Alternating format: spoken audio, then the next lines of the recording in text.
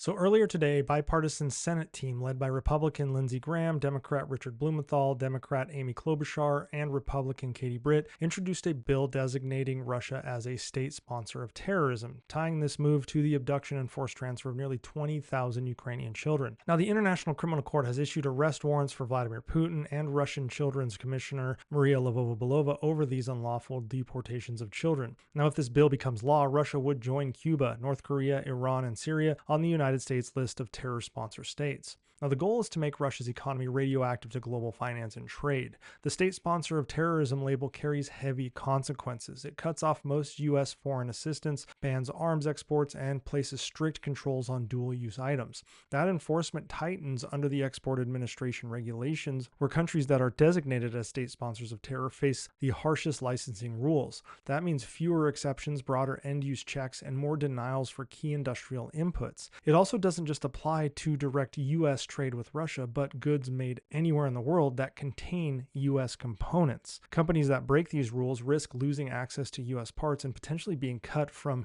multiple U.S. systems. There's also a litigation risk here. Under the Foreign Sovereign Immunities Act, terrorism is an exception to litigation. That means victims can sue in U.S. courts, and if they win, they can pursue Russian state property and state-owned enterprises under the Terrorism Risk Insurance Act. That exposure doesn't stop at Russia itself.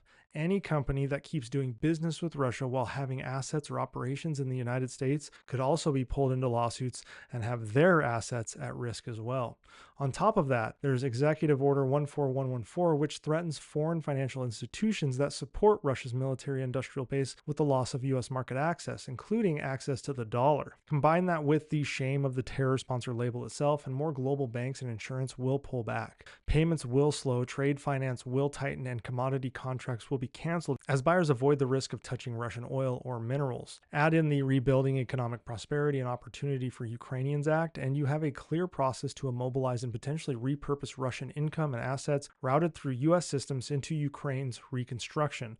At a minimum, it ensures Russia's state assets remain frozen. Moscow may try to respond with counter-sanctions or asset seizures, but most of these moves are already in place. Internally, Russia will keep penalizing anyone working with Western companies, but they've already been doing that as well. This won't be an instant shock, though. It's a durable tightening because it comes from Congress. If passed with a veto-proof majority, not even Trump could roll it back.